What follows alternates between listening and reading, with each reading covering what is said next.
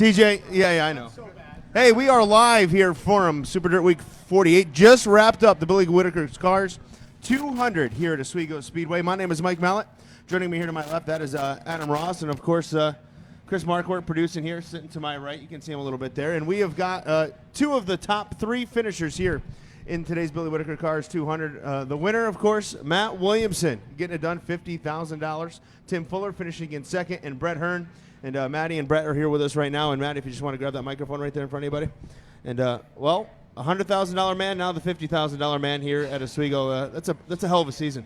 It's wild. Orange County, has the prestige of the 100,000 or the 100-year anniversary. But I've grown up watching Brett kick ass at Super Dirt Week at Syracuse, and it just had the history to it, and it was that race. That race goes on every year, and you only got one shot to win it every year, so it means a lot to win this one. Talk about your race strategy. You pitted right after about lap 150, 158, somewhere in there. And from there, you just kind of worked your way patiently back to the front. And it didn't look like you really overtaxed on that run back through. No, we weren't really. We got a few breaks there in the rubber. We were able to roll the outside when we needed to, and we had a very good car. I can't say enough about the Buzz Shoe guys. Everybody came together. Jeff Barrett and Doug were spotting for me, and it was just total team effort. This time of year, you all get wore out, and you do so many races a year together that you get into rhythm, but everybody's hanging their tongue out, and just fortunate to get it done. What's it mean? It means a lot. It hasn't really sunk in. We're going to enjoy it tonight and, probably reflect on it this week. You'll be able to drink some beer? I'm going to drink a lot of beer. We'll pass the mic over to second place finisher Tim Fuller here. And Tim, impressive run again, and made gains late when you had to. And you can crack that beer if you want. It's okay. The end of the race, it was acting like Syracuse. Brett just caught that car in a bad spot on the track, got up out of the rubber, and Parego was obviously having a problem. And I got him going down the backstretch at the right spot. But it was just unfolding like a typical Syracuse. The last 50 laps, I think we had more green flag laps than we'd had the whole race, Yeah, it was definitely a long race, per se. We'll say it that way. And, Brett, I heard you on the radio at the end. You were really disappointed in yourself for letting Tim get by you there to get that spot. Well, I really wanted to get on the podium. I knew I wasn't going to win the thing. With one or two to go. But when I knew the 18 was running out of gas, and he lifted or slowed up going into one a little quicker than I thought, and I just mistimed my entry, opened up the door for Tim to get in there and get by me, and at that point I didn't think I was going to get back to the podium. Fortunately, we did. For much of the second half of the race, everyone running in the top five had never won this event before.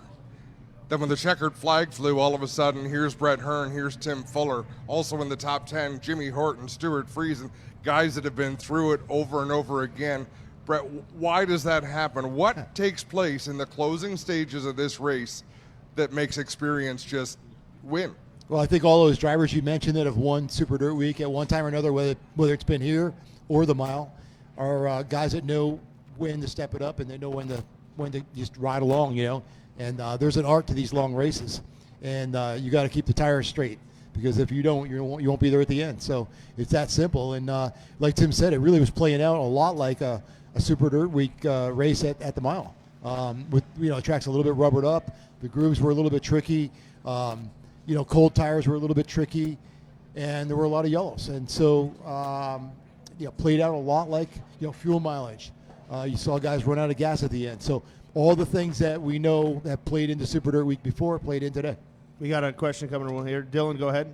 Dylan, Freewheel Race Pro Weekly. Brett, everybody almost wrote you off after Thursday. You took no time. You guys had to change the motor. You don't have a guaranteed start with a provisional this year. Talk about the resiliency of your team to come back and finish third. Well, there's enough there to be worried about just making the field here with that many cars, and not getting a time trial. I thought we were in big trouble.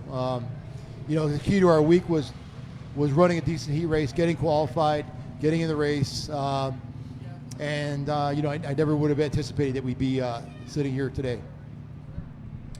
TJ Buffenbarger, DirtTrackDigest.com. Question for all three of you. With all the caution laps, were you concerned about fuel at the end at all for all three of you?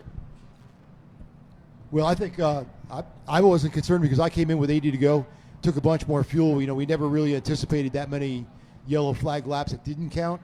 And I just told Matt, I said, you got to be really close on fuel if you pit it on 60 because my guys are telling me we ran 278 or 79 laps total. So.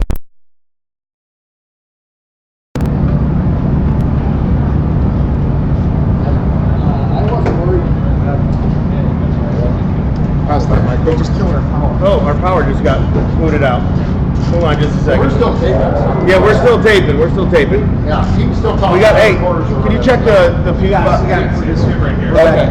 All right, we're back. Yeah, I We're still wasn't, good. as much worried about fuel until Brett told me how many laps we ran under yellow. So I guess we're gonna have to go back and see how close we were. We were kind of conserving until Anthony started making a run there with probably 10 to go, and once you get a sniff of the wind, you start to kind of drive a little harder. But until that point, we were just kind of riding around. That's good. You covered my end. Tim says the same thing.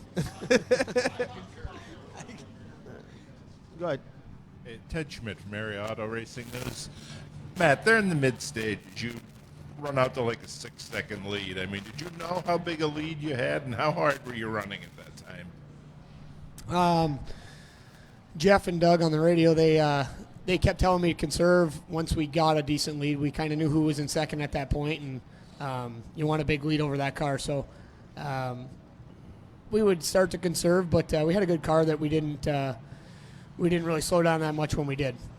Matty, late in that race, you had Anthony Perego was coming. I mean, he made up, what was it, 5-second lead you had. Were you conserving there, not really worrying about what he was doing? Were you thinking he was going to run out of gas, or what were you thinking? Because he was turning laps, probably the fastest laps of the race as we were watching it. Yeah, no, I was starting to get nervous.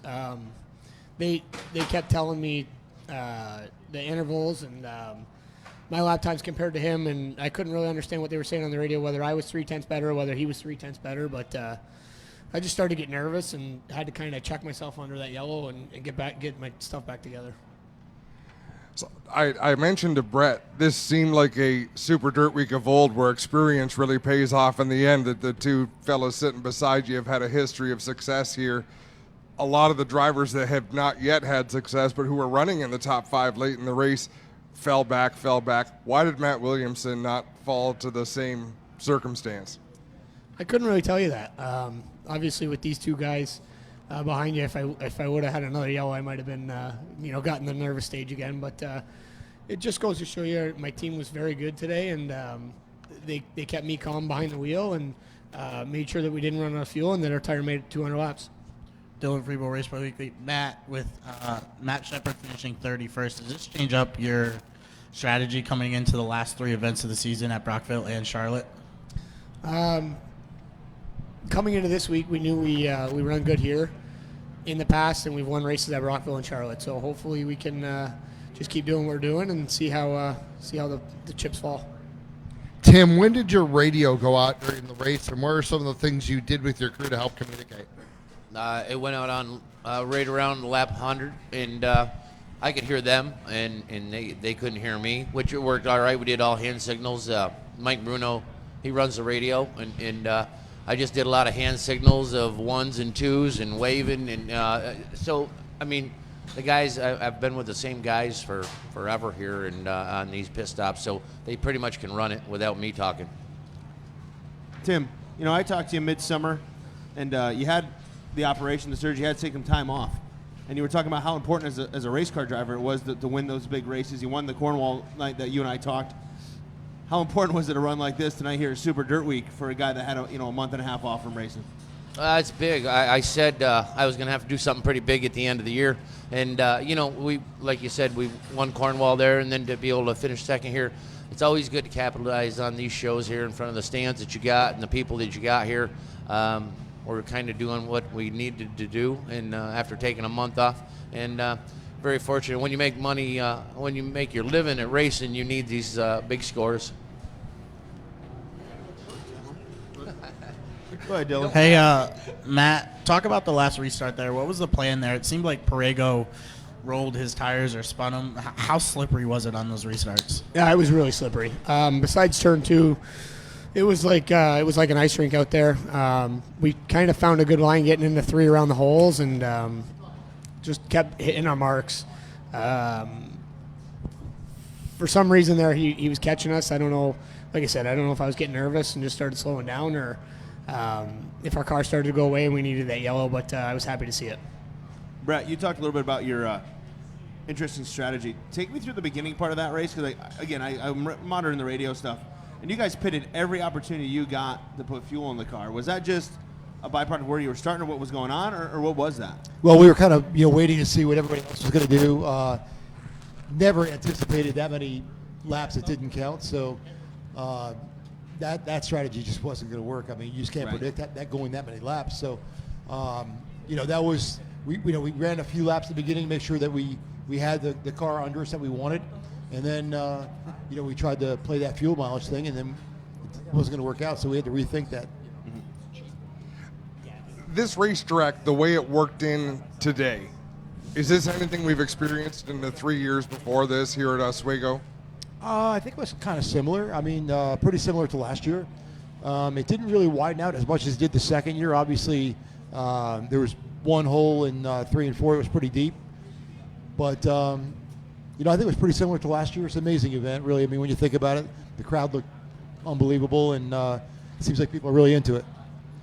And Brett, particularly to you, because you've been around a lot of Super Dirt Weeks, how have they done with the atmosphere here? I mean, to watch the fans on your 4-wide salute, this place was jammed, front stretch and back stretch. How does this compare to the years at Syracuse? I mean, are we on the right track?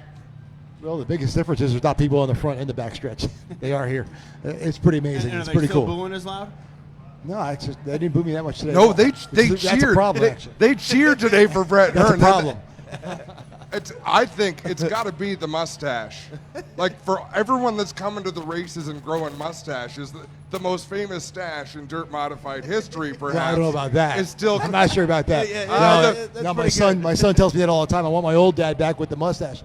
And I said, Ben, it's not the same colors they used to be. Hey, can you guys talk about there was a really big hole down in turn 3, and if you hit it wrong, it would really upset the race car.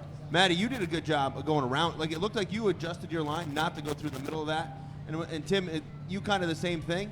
Do you think the difference or the key to as why you guys were able to be up front? Because other guys were running right through the middle of that. I mean, I think I saw Prego in the air a couple of times. Billy Dunn actually spun because of the hole. He hit it and went around.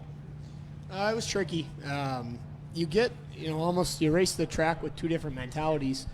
When you went down into turn 1, you had to be on the bottom, and it was like racing Brockville or any other place that rubbers up and it turns into 1 lane. So that was that mentality, and then you get down into 3 and 4, and you could kind of skate around and move around, and you didn't necessarily need to be on the bottom. So when we got that big lead at first, we drove around the hole and kept the big lead, and our lap times didn't slow down. We weren't beating up the car. So I guess that's a good thing about radio racing is you can kind of figure it out and have some help on your side. Hey Matt, let's re-jog your memory here. Around lap 60 to 80, it was a kind of a race to who was the first person that was there when everybody else pit that was in front of you. What were your thoughts when Max got around you and guys like that? Max was fast. Jeff come on the radio and told us that he was really the car to beat because he had pitted when we pitted, and he was ahead of us at that point. He was the only one that had pitted ahead of us, but he had a good car, and him and Timmer got racing, and we were just kind of riding around. I was actually surprised they pitted, but fortunately they did, I guess. Anybody else out there? The microphone's over here. If any media members want to ask a question here of our top 3. Again, want to welcome everybody watching at home on DirtTrackDigest.com here on our Facebook channel. We appreciate you being here and checking us out. We got our top 3, Mat Williamson, Tim Fuller, and Brett Hearn here in the Billy Whittaker Cars 200. And again, Tim, can you get back to just running the line and what lines you had to run out there because of that that ripple? Obviously 1 and 2, it kind of took rubber there late and everybody's kind of forced down there. But 1 and 2, you were able to maneuver up around that too and try to kind of stay out of that mess. Yeah, it just would upset the car so bad, and I thought I could keep up or even gain momentum on them guys if I would miss it. And a lot of people would just go through there, and they'd get to floundering and lose the nose, and you could get underneath them. I was probably one of one of the first ones to move up and around it, and I could make some good time through there. And you saw a lot of havoc with people going my through God, there. it was ugly. It was kind of like one of those Syracuse holes. How frustrating I know. How frustrating is it as a driver in the race car, all those yellows, and laps stop counting after 4 laps of yellows, at least if you're getting closer to the finish. Now, it led to good things for all 3 of you. Obviously, you're sitting here, but does there come a point where, like, my goodness, let's just race a little? I mean, let's just cut right to the chase. All them yellows suck. This is not a 200 lapper. And something's got to be done. I've said it time and time again. It's not a 200 lapper. I don't know how many green flag laps we had, but that's ridiculous having that many yellows in that many laps for the yellows. There's a lot of times we don't need to go 3 or 4 laps around, and I think it robs from the race. You know what I mean? Strategies will play a different part, and I wouldn't even know what to do to fix it, but that's not my job. Well, exactly, and as we say, it's very similar to Syracuse, which has great history, but for the diehard race fan, it wasn't much of a racy track. It was fun to watch. It was always great storylines because you never knew what was going to happen, and that's what we had here. But there's still some of those challenges in that, okay, now that we've got a huge crowd showing up, how do we make sure they're entertained and they're coming back next year? Yeah, that's a very good question, and that's way above probably our pay grade, but somebody's got to do something because it should be at least 150 green flag laps, out of 200, and that is a problem, and I don't know how they're going to fix it, but, it's the nature of the beast, I guess, for right now. Matt, you're up there with a couple of guys who have been in victory lane here before. Well, I mean, not here, but in the 200. And can you just talk a little bit about your journey to get here to sit with those 2 guys? You've climbed the ranks a little bit. You've come up through the sports, through the small block. Now you're sitting here at this big table. Can you just talk a little bit about your journey to get here? Burton Thursday night, reporter came up to me and said, you're kind of an overnight success. But I said to the guy, you weren't here when I ran 18th for 10 years. So that was kind of funny. We've we did it at Syracuse, and we've came here the past couple of years, and we've struggled. I mean, it's very humbling to have to go back to the shop and work just as hard, and if not harder, when you struggle, and makes you work really hard to try and beat guys like these guys. I mean, grew up watching them, and they've had so much success that's what you want to set your goal is to be like Brett and be like Tim and have that kind of success, but it's tough to replicate. I mean, these guys know how much hard work it puts in, and you can never give up, I guess. What's it mean to win this one for Buzz? I mean, you got the $100,000 for Jeff Barrett. What's it mean? You won the first series race earlier this year, the first 2 for Buzz. What's it mean to get him the Super Dirt Week title? It means a lot. Buzz has kind of had the same storyline as me, where he kind of grounded out and never really had that much success in the dirt stuff. And this year he elected to pick me to drive the race car, and very honored. I mean, they put so much time and effort into the things. Ron St. Marie Spot and Ernie and Dan, them guys that work on it every week, they do such a good job, and there's so much great communication. We're 5 hours from the race shop. There's so much great communication between them and myself, and into September there, we just we started clicking and knowing we could do it together, and they had confidence in me, and I had confidence in them, and Buzz and Brian and the whole Chu family, they deserve it really more than I do because they put a lot into this. Ed Beatty, Dirt Track Digest, Matt. How does it feel to be the second Canadian to beat this in 48 years? It's pretty cool. Stewie's had a lot of success. If I could replicate half of what Stewie's done, I'll be happy. So, it really hasn't sunk in. We're gonna go tonight and see what happens, and then work hard this week and head to Brockville next week. Do you feel bad about beating the 2 kids next to you? What was that, sorry? He asked if you felt bad beating the 2 kids next to you. No. They've won a lot of races in a lot of these races. So this is an ideal situation because Timmy Fuller can't answer from there, so he will later. But No, that race you ran. Towards the end of it, Matt, did you think you had one heck of a run, and a lot of people did, but they weren't there at the end? Yeah, I was nervous when Anthony got the second. I think I probably certainly had my work cut out to me to keep him behind me, but fortunately, like I said, that last restart probably saved us the race, and here we are. I talked to you at the autograph session as you were walking away because you've made some money this year. They weren't all cheap races. No, he didn't make any money this year. I just drive the car. Yeah, he just drives the car. I'm not from the tax department. I got to talk to them in the next couple weeks. That'll be great. A couple of years ago, I watched you win a 358 show at Utica, Rome, on the way to this trip up to this place here, and to see what you've done today, that's one heck of a job, especially with the guys that were chasing you. One gentleman, I didn't even know where he'd be getting in the show. I thought he might be 41st, but he showed us that he got there. Brett, how does this feel, the run that you've had?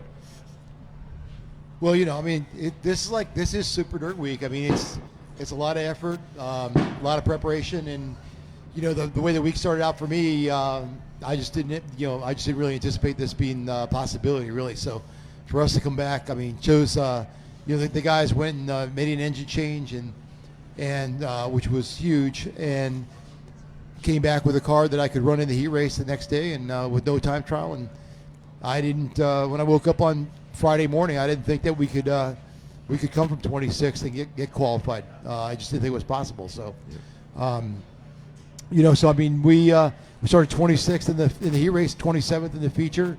So to be here in the top three is pretty good end to the week.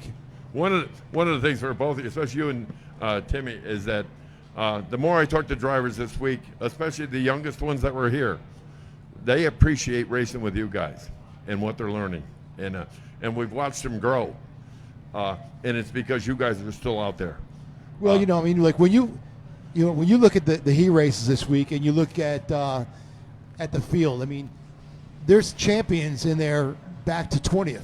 I mean, in some respect, those drivers are all champions, either at their local track or they've been big race winners. Yep. I mean, it's a really, really tough field.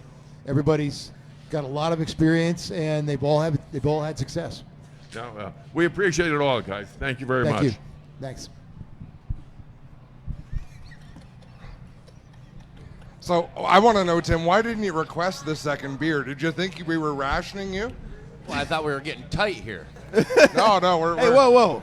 If there's one thing we can handle, we got that covered, that part, all right? Hey, come on. Yeah, I know. I want to ask Tim and Brett, how does being the Super Dirt Week Championship, the big race, change the trajectory of your career? Brett, you did it in the 80s. Tim, you did it in the 90s.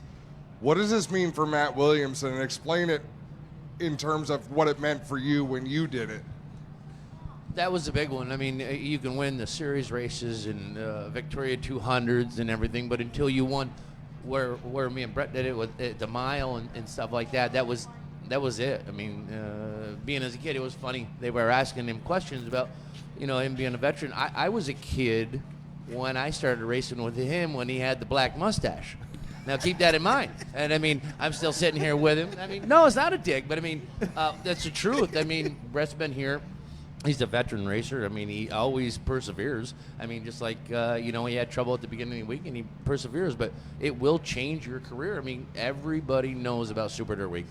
I've been in late model racing. Everybody talks about Super Dirt Week. I mean, it's like the World 100. I mean, this is it. And he's a winner now. I mean, to watch him mature as a driver, I raced against him at Syracuse when he was a kid, and he was a little brash kid. And I mean, look at what he's matured into, and he's matured and come into his own as far as a great race car driver. So it's an accomplishment to him and his dad, and seeing it through, and eventually his hair will be gray sitting up here in 20. I was going to say, Matt, we can't wait for you to grow a gray mustache, but Brett, well, by the time your hair is gray, for a week, right? You might be able to. But hey, Tim, not to make you feel old, that Super Dirt Week you won was the first Super Dirt Week I ever covered as a media member. Yeah, yep. It sucks. We're old. not as old as you. Well, let's make it even worse. The first one Brett won was about a decade and a half before that. Yeah. Right? So, but really, Brett, how, of all the things you've accomplished, being a Super Dirt Week champion, winning this big one, is what people point back at. Well, and the 900 wins. Well, they could never take that. They could never take it away from you. First of all, and you'll always have that. But from my personal standpoint, I know that Matt will feel this way. Now that he's won it, he expects himself to win it again. And so there'll be a lot of tough parts of the road, bumps in the road along the way before he gets the second win. But and it's not easy to keep it all together. So the pressure's on. Come back next year. I think he just got in your kitchen, Matt. Like you just got mind screwed by Brett Hearn. You're supposed to drop the mic after a speech like that. Just drop it. Exit stage right. The good thing is I'm probably going to drink enough beer that I don't remember that part. Someone getting out of beer. Yeah. We're not doing a good job. We have to bring a cooler next time when these guys win. I'm not out. I'm still good, but He's got White Claws. I'm out to give him one. I had White Claw. He didn't want it. Hey, Brad Sweet won $175,000 at the King's Royal. You know what he drank? White Claw. Just saying. Sprint car drivers, I'll tell you. He's Canadian. What do you want him to drink? Did you get an umbrella in that? We don't have that in Canada, White Claws. Not Anybody allowed across the border. Anybody out there, any media members have a question, or anybody that we're missing? Any fans have a question? Yeah, any What the fans heck? have a question for these guys? While we're here, we got a microphone right here. If you want to ask, we want to keep these guys in for a couple more minutes, then we'll let you go celebrate, Matty. I know you're itching because your beer's empty. So, but if any fans or anybody want to ask a question to these guys, I do have another question because I know Brett Hearn, you've been on every side, driver, owner. You really focus on the business side of racing. How has moving to Oswego Speedway changed this week in terms of investment versus reward? So return on investment, is it much more economical to come here and race, or is it racing? It's still bloody expensive.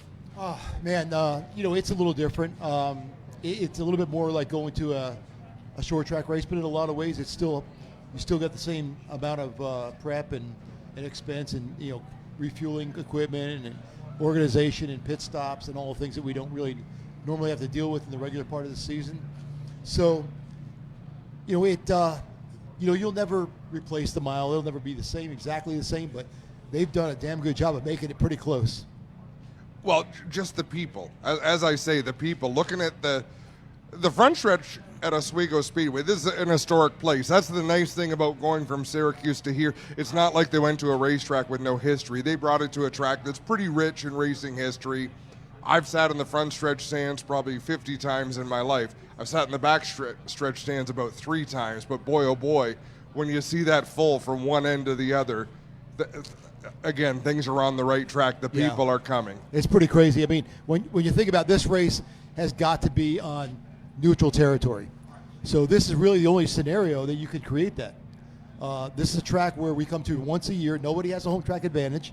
We're all on a clean sheet of paper, and this is the only way you could even come close to recreating that. It's got to be here.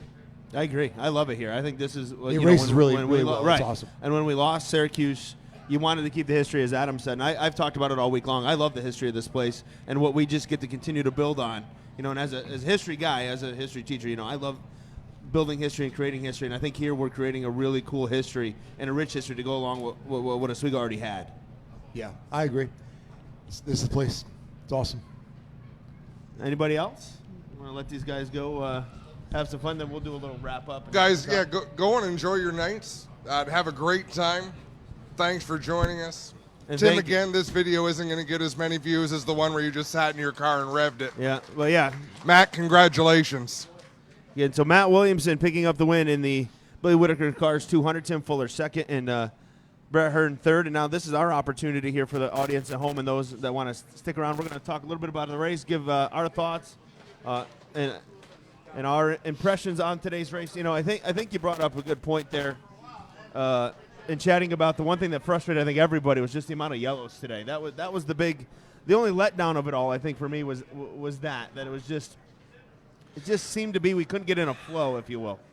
There is an expectation in this style of racing that a flat tire deserves a yellow flag.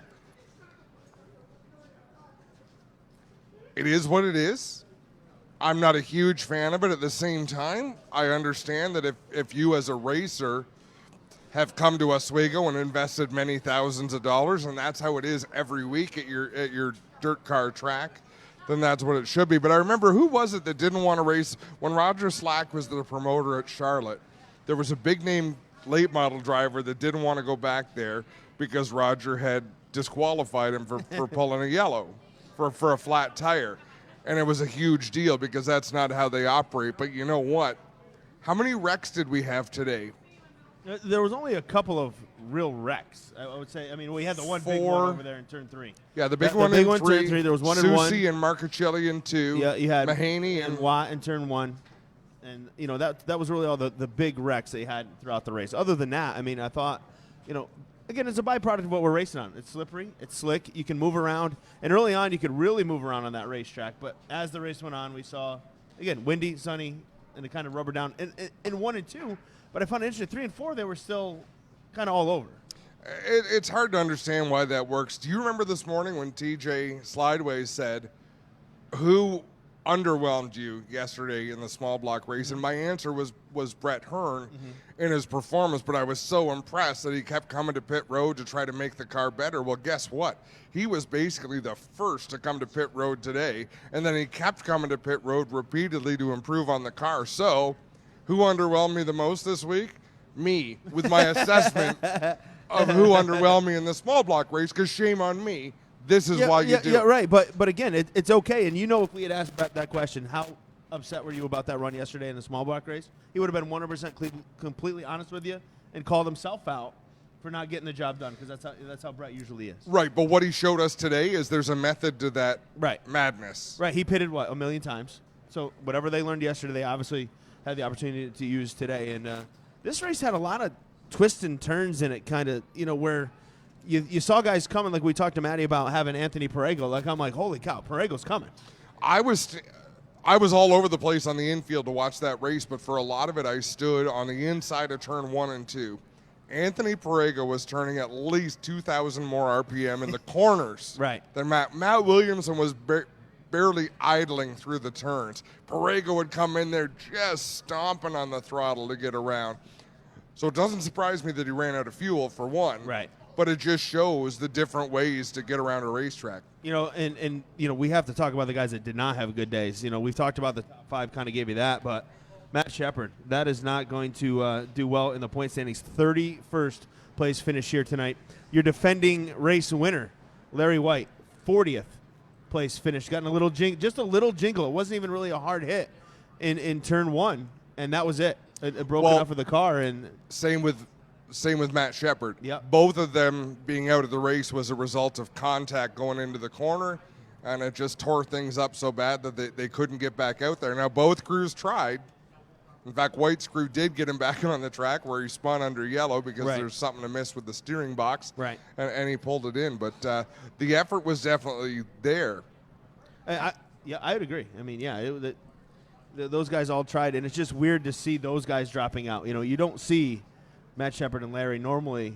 They find a way. You know, even if they got a bad car, they don't put themselves in positions. We're out of beard, sorry. And but they don't put themselves in positions where they're going to have that bad luck. And today, just things didn't fall their way. Well, and neither does Alan Johnson. When do you see Alan Johnson land on his roof? I can't remember the last time I ever saw Alan Johnson flip. And today, unfortunately, got upside down. And the racing this week was phenomenal. Up until the Pro Stock race, I mean, the Sportsman race, you expect carnage from the Sportsman. They didn't feature. do bad. I don't think a car got towed off. No. So, I mean, just a fantastic week of racing. Today's race was ugly, but it's Super Dirt Week Sunday, that the race has so many twists and turns. It's tradition. It's not supposed to be a normal race, and it certainly wasn't. No, it was not. It was definitely not a normal race today. You know, and you know, we can recap, kind of just talk about the guys that won the other races, just so you have an idea. Did I grab the wrong sheets? Or wait, here's my pile up here, right? Or where are we? I got so many papers in front of me here. I got this. Hey, look, I got that for you. What am I doing here, Adam? I got all this stuff. You know, one of my highlights of today? Getting to talk to Tony again? was shaking the hand of Tony Marcoux and then having him give me a big hug. That's awesome. Because it was just a chat with it. You know what? Right. We're so happy for you. John, who was doing a lot of the video work for us, he came down to Victory Lane. He said to Tony, I shot so much footage of you because I was watching you come back through the field. So Yeah. when even the people that are here to do a job become race fans, it's such a neat story. Yeah. Watching Tony's wife have to help him up to the stage because he could barely walk. He was limping so bad. He was going to stop by, but I'm sure they're off having a good time somewhere. So in the Wilkins RV50 for the Pro Stocks, Josh Coonrat got his first win here at Super Dirt Week. Sid Harmer Jr. finished second. Want to hear something interesting about Sid Harmer Jr.? The steering box broke on that car. Driving it from the pits, trying to get out of the track after the race, the steering box broke, so he needed to be towed. So then it was Tony Marcoux. I'm still saying it wrong. Marcoux, for goodness sakes. Coux. I keep saying it wrong. There are 6 letters in a row. I can't say it. It is pronounced how it looks. Marcoux. Marcoux. Okay, look, I'm not a hockey announcer. I'm out. But listen, Mike Mallett, yeah, it's really perfect. not that perfect. challenging. That was actually perfect. Okay, Jason Casey was 4th and Scott Towsley 5th. And I think the shocking thing is to see, Robbie Ettman finished 6th. He actually went backwards. And he raced his way to 6th. It's not like a lot of them had issues, went to the back, went back through, but Robbie Ettman just didn't have it today. And we don't expect that from him. Some other guys had some bad days too. Guys they expect to be up front. Last year, Chuck Nabluski was right there in the mix at the end. He ends up finishing in 12th. Pieces Fancy, a 20th place finish. C.D. Beauchamp. Yeah, C.D. Beauchamp, again, a tough day for him, finished 14th, and that's after he rebounded nice. Although Pete Stefanski doing a full 360 coming off of turn 2 and only losing 3 spots. It was impressive. And then the 3M and the Sportsman did it. Chris Mackey. And in the Sportsman race, this was a great race to start the day. We got things off on the right foot. It was a 3-car race between Kyle Inman, Kevin Root, and Matt Janzik. Kevin led some. Matt Janzik had some, and then Kyle Inman got him on a restart, and that was all she wrote. And Kyle gets his first win here at Super Dirt Week. And, of course, I said to Kyle, every time there's a big race, you have to come be a reporter for Dirt Track Digest. And he didn't even skip a beat. He says, I think that's a good idea, but I'm going to need a hoodie. I need some of the swag. I think we might owe Kyle Inman a hoodie. I'm going to have to give him a hoodie now. I'm going to have to give him a hoodie. And I was so impressed that he followed right up with that. Also impressed that Kevin Root came right up to his car in Victory Lane as soon as he got out to congratulate him and say, hey, good job. Yeah, that was a good race. Those 3 guys, I think Matt Janzik said it. Was it Kevin or Matt that mentioned it? It's like, us 3 guys, we've been at the front of all these races. I think maybe it was Kevin. I think it was Kevin. Kevin said, the 3 of us have been at the front of the field here all these times. And who? He can come on. Yeah, put him over at the other table. And now Nicholas Root regrouped a little bit, and he's going to explain to Kevin where things went wrong. So you haven't seen any of the interviews yet, but I haven't. I brought Nicholas in with that because he's been so involved with the car all week. Right. So I thought, hey, come on in.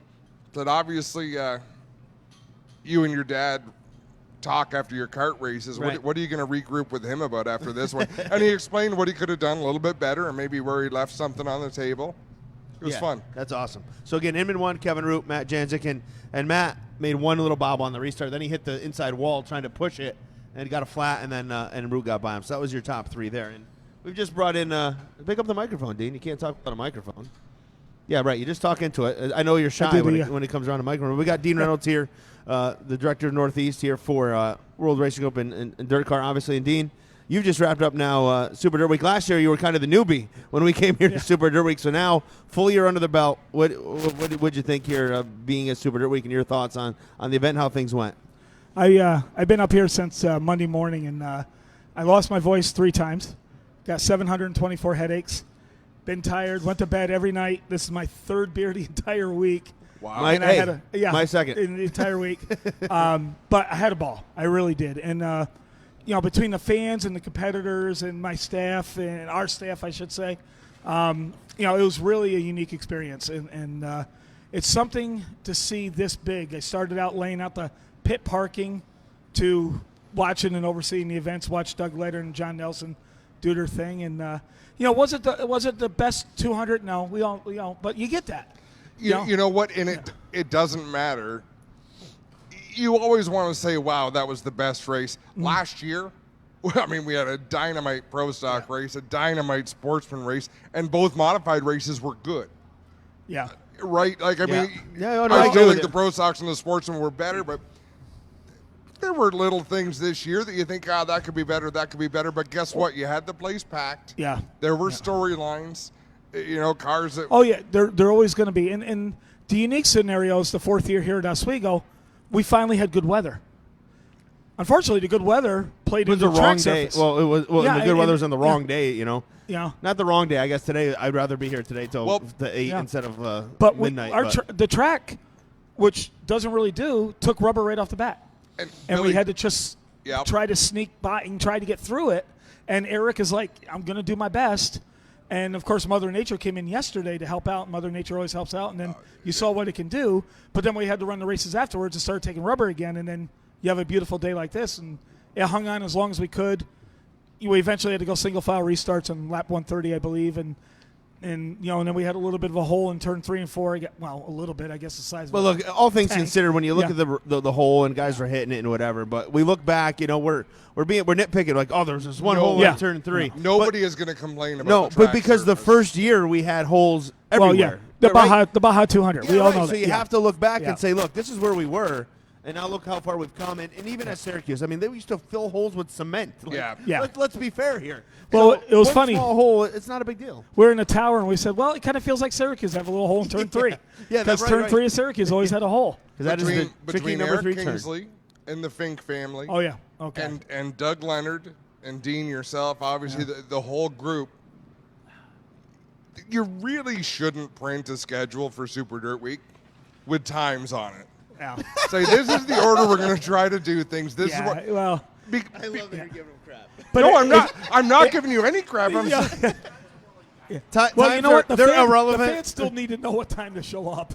fair. Well, they showed up Tuesday. Yeah. that was the cool thing. And that's what I was. Tuesday. I kid you not. There's over 910 campsites here. By Monday night, there was 280 campers here. 1/3 of all the campers were here Monday night. How long before Super Dirt Week is run entirely at Oswego?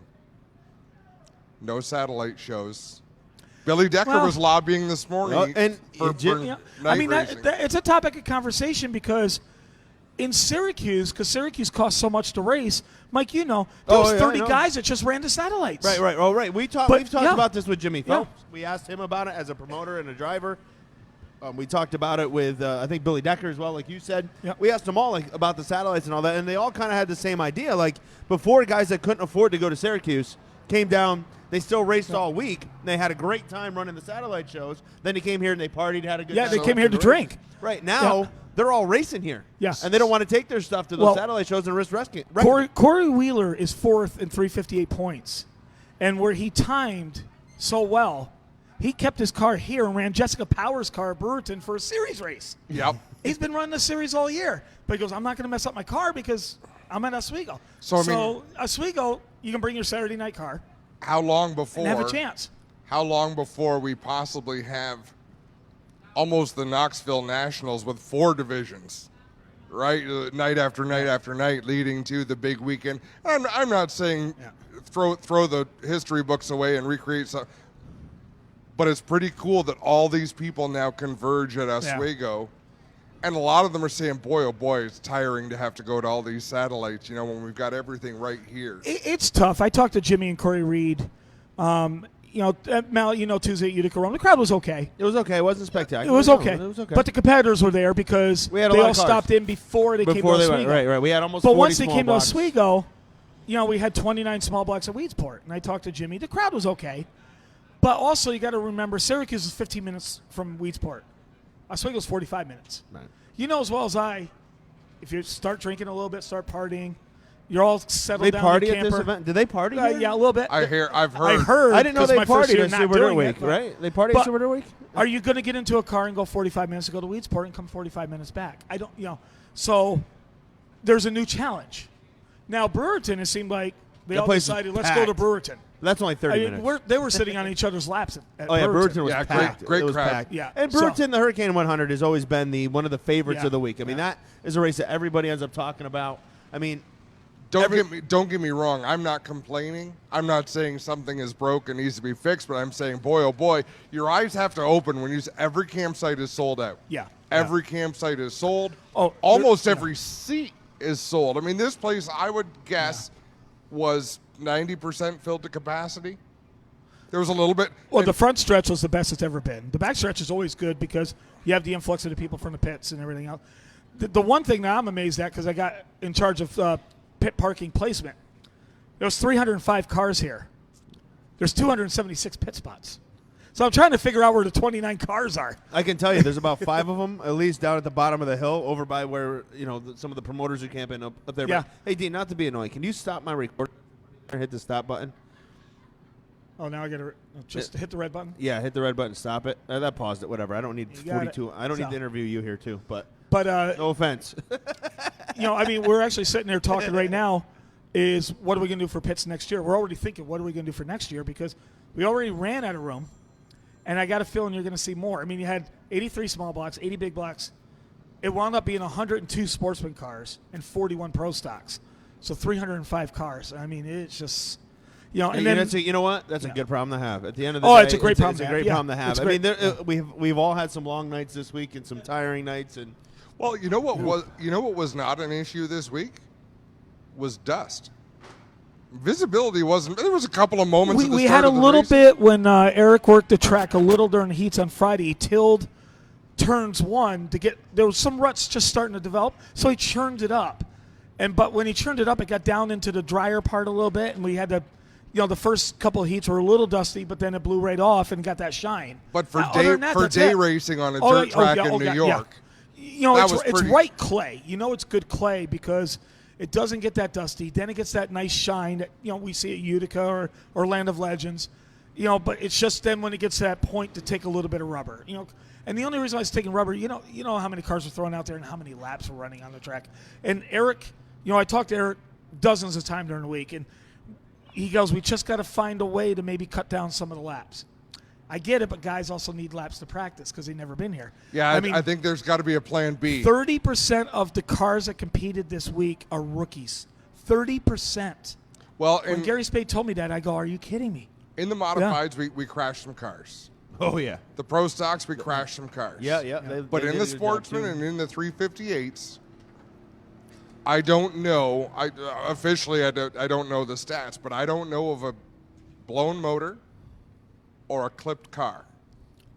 There's some cosmetic stuff. Yeah. But when can you ever remember a Super Dirt Week? Every division at Super Dirt Week generally produces carnage at some point or another. Well, the highlight for me was Saturday because we sat. It was me, Tom, Jeff, and John Nelson and Doug Leonard, and we tried to come up with a schedule because we knew the rain was coming. And it came and it stayed longer than we thought. And what are we going to do with the schedule? Well, the focus on Saturday is the 358 race. And we all got together and said, you know what? Let's go back to back to back. The reason why, that track is going to be awesome.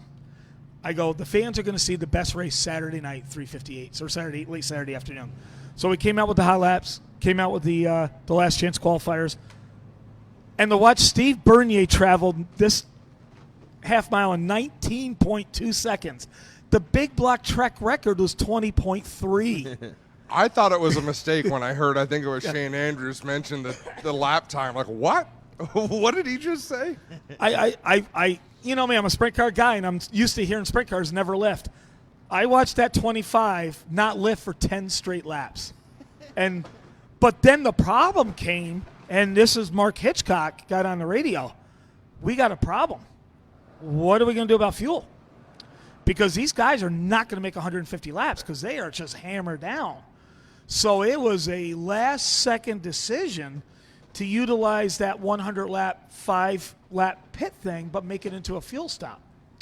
But how to keep it exciting for the fans instead of just rolling a red flag, bring the cars in the pits. You know what? And all that. But we just said, let's keep the pace car out there so the fans know what time it is and how, just to keep the excitement. And then with Shane doing his thing, and I think the fans actually kind of liked it. We're already going to implement it for next year. Even a 5-minute clock, because I call a lot of races that have a halftime. It doesn't negatively affect the racing.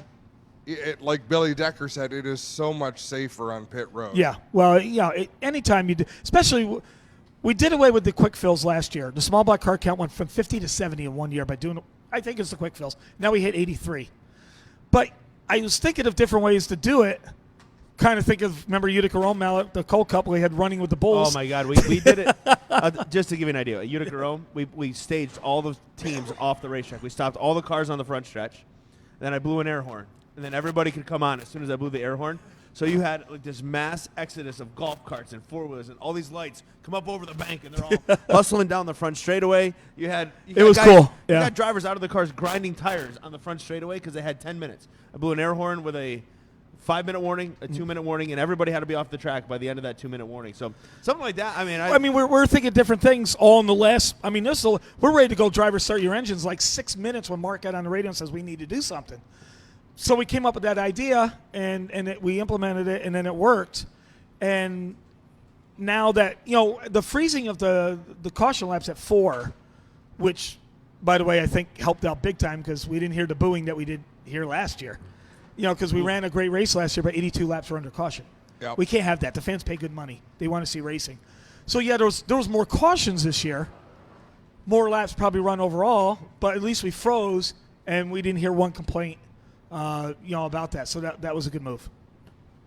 Wow. That's not laps. That's the number of cautions. You made a good point, Dean, but that's not what I you mentioned yellows. I don't even want to know. 22. Huh? 22. 22 cautions. Yeah. How many laps? Well, if you count, we do all 200 under caution? No. Here's the thing: if you take that 22, times it by 4, that's what I did because I figure a maximum of 4. We did have a couple cautions after the last break, so this isn't completely accurate. Yeah. That would have made it 88, but I think we had a couple of cautions after we stopped counting caution laps. The race was 279 laps. Right. Yeah. Brett, because I was there when Brett Hearns, one of his pit people, came up and said you ran 279 laps. Yeah. So. But whatever. If you put on a good show. Well, I think it helped this race from being talked about as one of.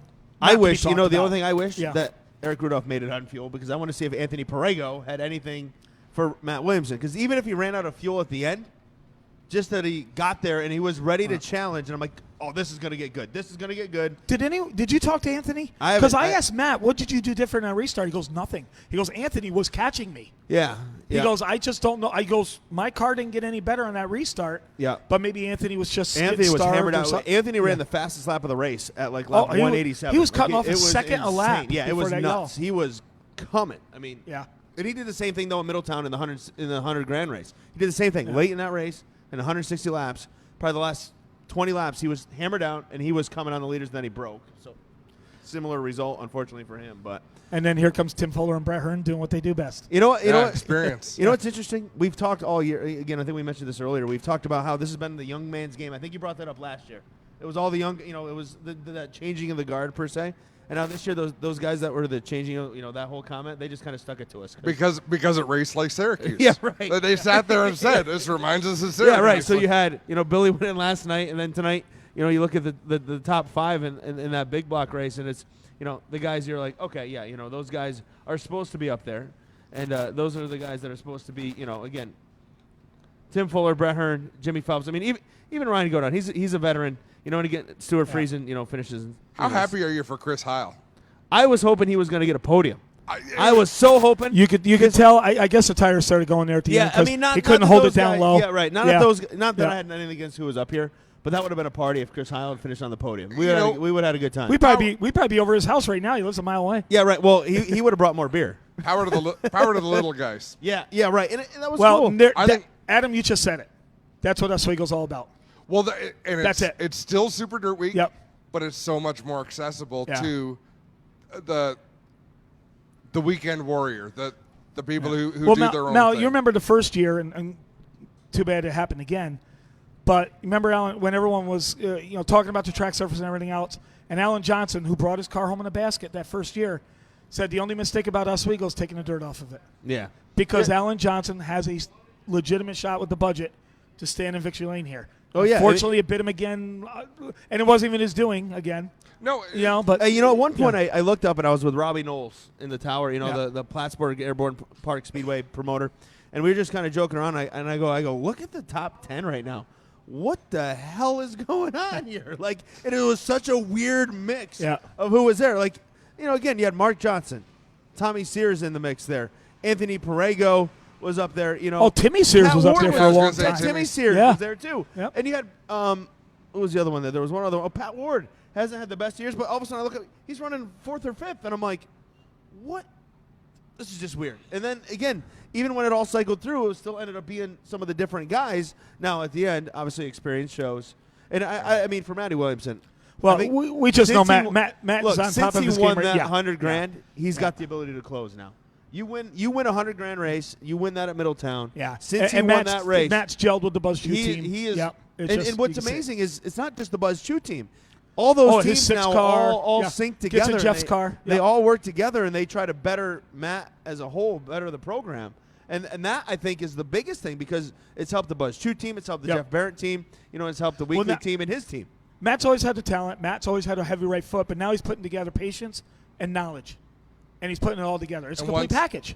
Once you do it, just like you said, Mike, you've got the confidence. But just like Brett Hearn said, Confidence once you huge. do it, Yeah. you're gonna expect that every time, and it's tough to keep that Now, to that level. now I'm interested to see the points. Oh, that's because good. unfortunately We Matt talked had about that. Yeah, we talked So, about it now earlier. Has anyone figured it out at all? No, Yeah. I have not seen Racing Russ, so he would have the points done. Well, Neither Gary have I. Spade will be home in probably about an hour and a half, and about an hour or about 12 minutes after that, I'll get the points tonight. So, Okay, all right. No all right. doubt. Should we think about shutting this down maybe and go see what's happening around the grounds? Yeah, we can. We used to do that back in the day. We used Back to in- not be old farts, and we actually used to have fun here on Sunday night. I think we should get a room. We have a house. It's a long way away. That's true. We will figure it out. All right. But hey, Yeah. Dino, thanks for coming No, on here, thank- and we've been going. We're about an hour in here, so we're gonna wrap this one up, and what a great time. It's fun. And I thank can't you believe for it's doing over. it. This is so cool. I can't believe like it's what you over. guys do Like, here. it would have been cooler if somebody didn't steal our banner. Next year. You mean that banner that I finally gave to you after Yeah, the a Dirt year? Track Digest TV banner just disappeared. Next year we want lights in here, and hopefully the fans will come. If we get the drivers here a little bit quicker as the fans are walking through, Yeah, I we think can it'd grab just them. be such Do a you, cool. do you and- dare do a show Saturday night with the DJ playing? That might be. No, Okay. no, we do not. Just asking. But no, Yeah. I appreciate everything. Everything. I mean, I can't even come to words now that I'm done with Super Dirt Week, and it's not going to sink in for a while. I got to do payroll tonight. Wake up first thing tomorrow. Do payroll. Well, maybe I'll do payroll tomorrow morning. But I'm just humbled. I just think I'm sitting back and watching some of the best people work, and we're fortunate with ESS as well, and with your family and stuff. And it humbles me. I mean, I wake up and feel I'm lucky. And It's a good hopefully team. I can, It's a good team you're a part of. well, right, and T? hopefully I can help out, make it a little better, and just fine tune or whatever. And Yeah, we're getting there. We had some hiccups with this week. Where we wanted to try some things, do some things different. Yeah. And again, we're learning, and we want to do things. oh a my little bit God, better. my phone is all notes now because every year you get situations that are different. Right. Oh, right. And Every year. And we learned a lot Yep. last night. Yeah. We were going to try to do a post-race 358 conference, but Yep. it's just so loud with the Yeah. cars on the track. The way the schedule played out just wasn't going to be feasible. But today we had this morning. We had a good show this morning. We had the top 3 on from that race. This Yeah. morning. Do we have to move the drivers' meeting now? Yeah, you might have to move that driver's meeting. 'Cause that I really just figured gets in the way. I figured Dirt Track Digest needs to move up to 8:30, but I Are you realize you can't kidding get me? up. I think we need to broadcast your drivers meeting. That'd be interesting. Sit in the driver's meeting, and we could be like the announcers on the PBA, like And the Pro Bowlers tour. at the fourth hole. Yeah, right. Well, you know what the highlight of the drivers' meeting was? And why he does it, I don't know, but it's so cool. Francis Potvin does roll call for the Big Block Modifieds, and he comes up to Dave Marchicelli's name. And he goes, Dave, number 1M? I wanted to see how he could say So- Marchicelli in a French accent. So that's in our notes for next Yeah. year. Let's broadcast that. Let's make that a part of the pre-race show because really, Yeah. it's just knowledge for the fans. Right. Oh, it's interesting because Doug does do a very thorough drivers' meeting, and especially with the modifieds. 'cause you Well, got we all got to these- tell Doug though he's got to spruce it up, and we'll make Well, sure yeah. we'll make sure we get a makeup guy there. I mean, or a makeup gal, okay, for Doug. I mean, no offense, Doug's not here but to it's defend it's himself. Doug but- does. I tell you, Doug's the best up there, and he just I sit back and basically I'm just saying turn 3 while he's looking in turn 1 and stuff. But it's interesting with the pit stop rules, which implemented quite a few today because we had to put a few guys at the back of the longest lines because we had some infractions and stuff. I don't know if you monitor the radio, but there was Yeah. a couple of guys saying some really nasty things. I heard what you overheard on the radio on the field. So I might get a phone call or two tomorrow. But, yeah. But hey, look, it's all part of the rules. But I'm listening to the radio. I'm like, that guy's pissed. Yeah. I didn't have. You just start laughing because you're like, look, we've all been, and I'm a race director, so I know. I know those guys. Like, thankfully, they don't have radios when I put them back. I didn't have a scanner, but I could tell Mike Mahaney was a little disappointed. With Ryan Watt, a little bit. But there was a Mahaney situation. Yeah. I thought that was that a stomp off the roof? I thought it was awesome. I think it was the deck lid on the deck lid on his car onto the door of Ryan. Nobody Watt. got hurt. Message delivered. Yeah. We're good now, right? Yeah. So, well, hey, Dino, thanks a lot. Thank you guys again, and I'm gonna have a couple more of these tonight. And, hey, enjoy. You know what? Us too, because we actually have a chance to relax. Hey, what's for supper? I don't know, but I think we go across the street. Go over to where did we go? Chili's last year. Is that Chili's over there? What is that? Ruby Tuesdays. I got a bunch of my staff saying at the Maplewood again. I think we're going down Tully's. Oh, I ain't going that far. But well, I live there. So. Yeah, I know. Yeah. So, well, hey, Dino, again, thanks a lot. Thanks again, guys. Chris, and while we're here, I want to take a couple opportunities to thank Fox Shocks, of course, and VP Racing Fuels for all they do for Dirt Track Digest and helping us all week long present this program. You know, we couldn't do it without them. And for me personally, you know, and the owners of DTD, I have to say a big thank you. We got a great staff here. I mean, we have some great people, and those guys bust their butts all week long, and I'm just the update guy this week. I sit in the tower. I'm typing all day, and then those guys kind of handle it for me and take care of it. And it was great to have TJ here with us, you know, and all of our writers and photographers. If you have not checked out the content on Dirt Track Digest, look, I've only read about 3/4 of it because I've been so busy, but TJ's been editing and putting it up for me. I can't wait to go back and read all the different sidebars and all the stories that I missed because I'm so, I just didn't, I had so much to do. So the numbers through the week, in fact, no, they kind of start up super high and then they drop and drop and drop because more people show up to the races. You're here, right. And then Sunday night to Monday morning, they just shoot right it's awesome. back I up can tell you again. this. I want to thank the fans at home and all the people that check out Dirt Track Digest. Yesterday, Saturday, was our biggest day on our Super Dirt Week page ever. Like, that's how good of a day we had yesterday. Like, so we appreciate all of the people checking us out. And, again, like I said, I thank all the great staff. You know, a lot of people always come up and thank me, and it's not just me. We have an amazing group of people that make all of us here at Dirt Track Digest. And I got to thank Marquardt for towing all of his crap here and helping us out. You know, although, I mean, yesterday had ASO to worry about, but I get it. But it was a good week. It was a great week. And for the record, if you read my story, the photo, lens, and predictions, guess who I picked? Did you pick Mat Williamson? Yes, I did. Who did I pick? Eric Rudolph. Yeah, that didn't go so well. That did not go. Actually, it wasn't bad. It wasn't bad. Yeah, I think I got shut out, didn't I? No, I picked Coonrat.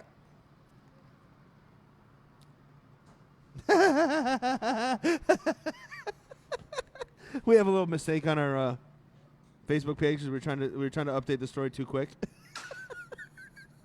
See what that says. Congratulations, Bobby Sweeney. Bobby Sweeney on the win today. Who dominated? Is there somebody in there that can fix that? Billy Whittaker Cars. Do I have 200. to fix that? The Facebook page. All right. Well, it's on the internet. It's on the internet. Must be true. All right. I'll take care of it. That is awesome. You know what really stinks? Hey, go tell him he's got to repost it because if he doesn't, I'll delete it. Don't mind us. We make mistakes too. On that note, we're going to shut things down. It's been an awesome week. Thanks to everyone who tuned in. Thanks to everyone who participated. Great week. Who worked so hard. A lot of fun. And, again, we'll be back in 2020. Oh, my God, 2020. God. Where Mat Williamson will have a gray mustache. Better him than me. I want to keep mine not gray, but... So, again, for Chris Marquardt here, for all the guys that were on, for all our great team, for Adam Ross, my name is Mike Mallett. Thank you so much for watching home. Thank you for being with us, and thanks for your support of DirtTrackDigest.com. We couldn't do it without you, and hopefully we'll catch you down the road at the races.